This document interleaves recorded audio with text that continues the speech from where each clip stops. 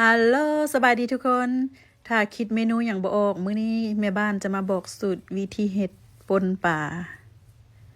สูตรบ้านๆง่ายๆกินเองก่อนอื่นเขาก็ต้องตั้งน้ำฟดแล้วก็แม่บ้านจะใส่มะเขือนี่นะมะเขือนี่ประมาณ8 หน่วยแม่บ้านก็คิดจะกินป่าป่นป่านะบ่ได้กินโดนแล้ว หลังจากนั้นก็ใส่เกลือ1 บวง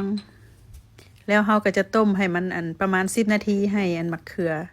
สุกน้อยนึงแล้วมาเบิ่งกันอีกขั้นตอนต่อมาเขาก็จะมามกผักบัวหอมบัวแดงกระเทียมหมักเพชรก็แล้วแต่ว่าเขาจะมักหน่อยมักหลายเนาะมักเผ็ดมักบ่เผ็ดบางสูตรเพิ่นก็จะแบบต้มดิบเลยแต่แม่บ้านเอามามกเพื่อให้มันได้ความหอมนะรสชาติความหอมของหมักเพชรหมักหอมอย่างหอมกระถอกกระเทียมอย่างก็ว่าไป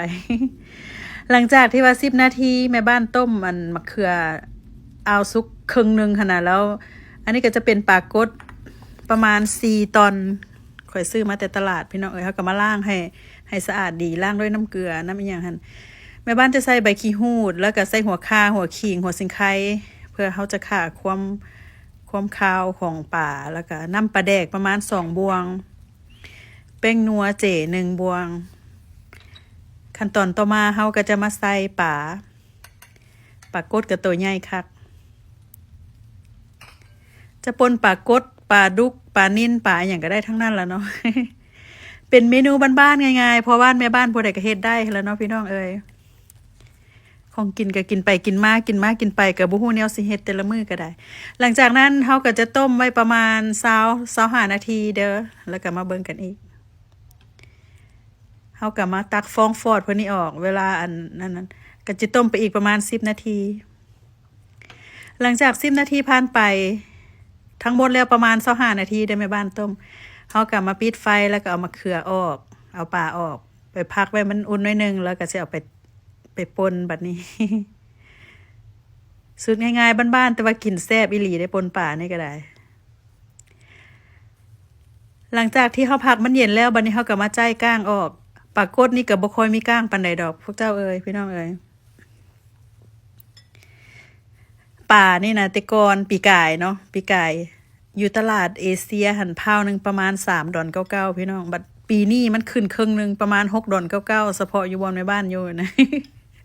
อีหยังก็ขึ้นราคาไปหมดพี่น้องเอ้ยแต่เสียจังใดได้เนาะเพราะว่าเฮาก็ต้องกินต้องอยู่ต้องใช้การใช้จ่ายแต่ละมื้อก็ได้ทุกมื้อของก็แพงขึ้นไปอีหยังก็มีแต่แนวแพงๆเฮาก็มาจ่ายก้างออกแล้วหลังจากนั้นแม่บ้านก็จะมาเอาหมักเพชรกับกระเทียมหอมบัวที่ว่าค่อยเอาไปมกไฟเมื่อกี้หั่นเฮาก็จะมาตำค่อยจะใส่แป้งนัวอีกแป้งนัวเจอีกประมาณ1 บวงกาแฟเพื่อความนัวแล้วเขาก็จะมาตำไปตำมาตำมาตำไปแล้วหลังจากนั้นเขาก็จะใส่มะเขือค่อยจะตำแบบว่าบ่เฮ็ดมุนปานใดหั่นน่ะพี่น้องเฮ็ดประมาณว่าพอให้มันเป็นหยาบๆนิดนึงหั่นนะสั่นดอกว่าพี่น้องเอ้ยแล้วหลังจากนั้นเขาก็จะมาใส่ปลาลงไปเขาก็มาตำแบบว่าบ่เฮ็ดมุนปานใดว่าซั่นซะ